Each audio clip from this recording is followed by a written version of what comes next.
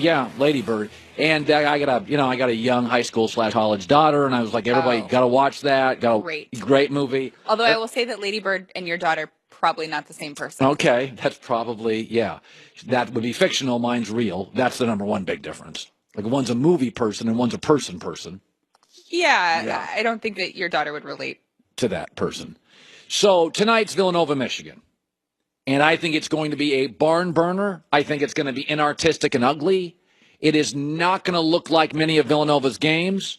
Michigan is a remarkable team with one NBA guy, and he's kind of an okay NBA guy. He's a big Euro who can face the hoop and shoot a little, but he's not Dirk. He's not a great shooter. He's a streaky shooter, and he's athletic, but not that athletic. And Villanova's got 2 or 3 NBA guys, and Villanova's got 6 guys who can hit a three, and Villanova just beat Kansas so badly, their coach, Jay Wright, apologized to Bill Self. That's factual. After the game, he went up and said, sorry, Bill, one of those nights we couldn't miss. I think a Michigan upset is on the table tonight for a lot of reasons. Number one, it's the first time in the tournament. Villanova may not be the best coach team on the floor. Secondly, Villanova's a heavy favorite. With that crown comes a lot of pressure. Third, I don't think Villanova can shoot like they did against Kansas. You can't shoot in back-to-back-to-back games like that. Secondly, better defensive team is Michigan. Villanova's good defensively. Michigan is outstanding. Second best defense in college basketball, in my opinion, in West Virginia. So I think I may even have, and when I say this with all due respect, Beilein may be the best game coach in the country. Tom Izzo gets all this love as a great coach. He's not even the best coach in his own state. Okay, Beilein may be the best situational coach in college basketball. They are the better defensive team. They're playing with house money. They have an NBA guy. Remember, it's not always the best team. It's the hottest team, the loosest team. This game makes people tight. It makes people tight. And I have a feeling tonight Villanova is going to come out as a heavy favorite tight, and Michigan is going to ugly this thing up, and I think it's 65-63, 62-60. If you told me the score right now and you said it's 88-78, Nova wins. This game's in the 60s. Last team with the ball. I think it's super close. If I bet college basketball, I'd put my money on Michigan 6.5. I do think Villanova is the best passing, shooting college basketball team I've seen in years. So they probably figure out a way to hit a jumper late. That's just what they do. But when I saw the line come out, I'm like, whoa. That would indicate this is going to be like not that competitive. I don't buy it at all. I think it's a barn burner. It's ugly, and it's really, really close. All right, we do it every Monday during the football season and occasionally out of the football season where Colin was right, where Colin was wrong in the previous week. John? Where Colin was right? Everybody was hyperventilating in January, February. Oh, my God. LeBron, the Cavs are in big trouble. Oh, my God. They've won 8 of 9 since early February. They're 17-8. They're locked into the number 3 spot, and once again, it's not man overboard. Listen, man, LeBron's been to 7 straight finals. Sorry, he occasionally loses focus before the trading deadline. Ask yourself, outside of Toronto, outside of the Raptors, a real team, who has a chance to beat this team? In the East, nobody. Toronto is it. Where Colin was wrong. You know, I didn't really buy into the Sixers being great this year. And when Joel Embiid broke his face last week, I'm like, okay. They've won 2 straight since Joel Embiid broke his face. They're the hottest team in the NBA. And by the way, 5 of their last 6 games, if you look at the schedule I did this morning, are incredibly winnable. I didn't think, listen, Joel Embiid is their best player. Ben Simmons will probably over time be physically more consistent. I think he will become their most important player. But the Sixers, once again, proved me wrong. Where Colin was right? We said before the tournament started, don't confuse parity with 40 college basketball teams could win this thing. I gave you 8-9 teams that could win it. Villanova, Duke, Michigan, Arizona, Kansas. Okay, who do we have tonight? Michigan against Villanova, 2 of the 8.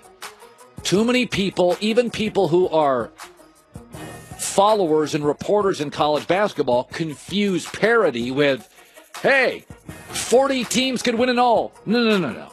To win it all, you have to win 6 games. Loyola won 4, and then they got smoked in the second half in their biggest game of the year. Loyola was a cute story.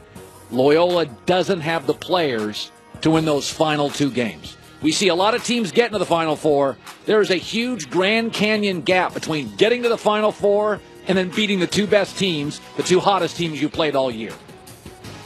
Michigan Nova, 2 of the 9 we predicted could win it, are in the final. Where Colin was wrong. Sometimes I can't even explain stuff. So Gordon Hayward got hurt for the Celtics. I'm like, they're in trouble. And they've been pretty good. And then Kyrie Irving got hurt, and I'm like, oh, good God. What are they going to have to rely on? Aaron Baines, Terry Rozier, and a 19-year-old? They're in trouble. Actually, they're on fire, which is why Brad Stevens is the coach of the year. Right now, and they've beaten good teams. And they've beaten good teams on the road. They went to Portland and won. They went to Utah and won. They beat Toronto. They beat Oklahoma City. I have no idea how they're beating these teams without Kyrie Irving. I mean, this roster right now is duct tape, clothespins, Bondo, Aaron Baines, and Terry Rozier. I have no idea how they're playing this well offensively, and they are. Where Colin was right. Never bought into Kawhi Leonard being the next LeBron. I said, he's nonverbal. He's kind of odd. Borderline strange. He is a good player. I don't see the leadership skills of LeBron. I don't see the communication skills of LeBron. And what do you know? Popovich, Greg came out yesterday and said, when Kawhi, quote, and his group feel he's ready, he'll be ready. I mean, he's not even communicating well with his coach, a Hall of Famer, Tony Parker, a Hall of Famer, Manu Ginobili, a borderline Hall of Famer. He can't communicate with his own team. I mean, I like Kawhi, but before you hand over the LeBron mantle to a guy, let me see for 5 or 6 years you putting a franchise on your back, answering every media question, orchestrating multiple moves in the NBA. Kawhi's a good player, but his personality is difficult, and you're seeing it now. Where Colin was wrong. I am completely perplexed why the Arizona Cardinals, and I looked again this morning, are not among the teams mentioned moving up in the draft. I don't get it. It's a great quarterback draft. They are the only NFC team that doesn't appear to have a long-term solution at quarterback. I don't get it. I predicted Buffalo would move up. They did. I predicted the Jets would probably move up. They did. I think the Giants could still draft a quarterback. Arizona, and we checked this morning, in a division with Jared Goff and Sean McVay, Kyle Shanahan and Jimmy Garoppolo, Russell Wilson, Pete Carroll. Arizona, right now, has the deteriorating knee of Sam Bradford and Drew Stanton. I mean, that's just 4 wins in the NFC. Can they beat anybody in division? I am completely perplexed by what Arizona is doing or not doing. Oh, Drew Stanton's gone. All right. Yeah. Where Colin was right. We're paying attention to the wrong numbers with Russell Westbrook. Triple-double, triple-double, triple-double, triple-double. We know he scores a lot, assists a lot, and gets rebounds. The number I keep pointing to is the three-point shot. By the way, Westbrook took 1 3 as the Thunder beat the Pelicans, a playoff team. The game before, he took 9 and they lost. I'd like to say once again, when Westbrook plays under control, drives and shoots mid-rangers and floaters, this team is really good. When he takes 4 or more threes, they're 16 and 24. We're paying attention to the triple-double. It's like worrying about Lamar Jackson's 40 time. We know Lamar Jackson's fast. Who gives a rip? I know Westbrook can score. It's the shots he takes. When he starts cranking up 3 and 4 and 5 three-pointers, it is the lack of discipline which bleeds throughout the organization, and they struggle. They are a non-playoff team when he shoots 4 or more threes. That's the number. Last night takes 1.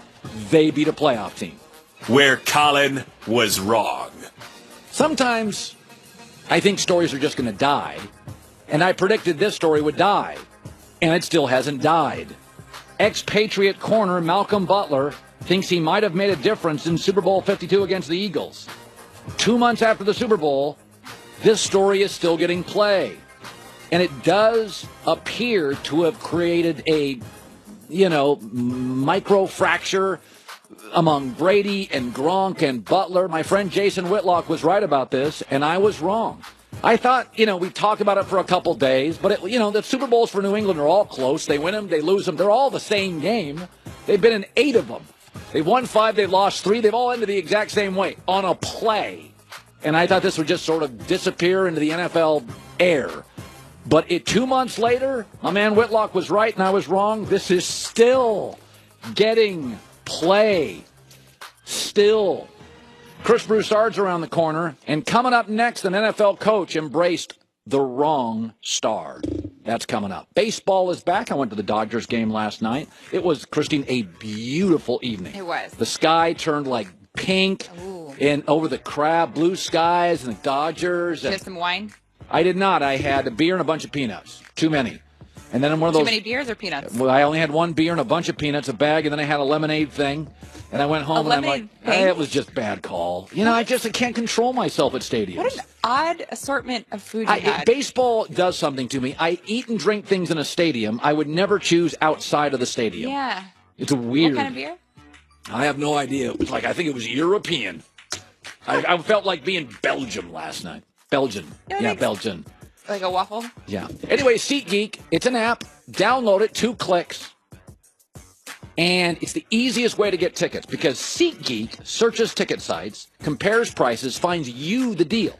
So when you show up, and by the way, sports, comedy, concerts, theater, it's already done all the work for you. They grade the tickets. You figure out what fits your wallet. Download the SeatGeek app. Get $20 off the first SeatGeek purchase. SeatGeek app, 2 clicks, get there. I've got it.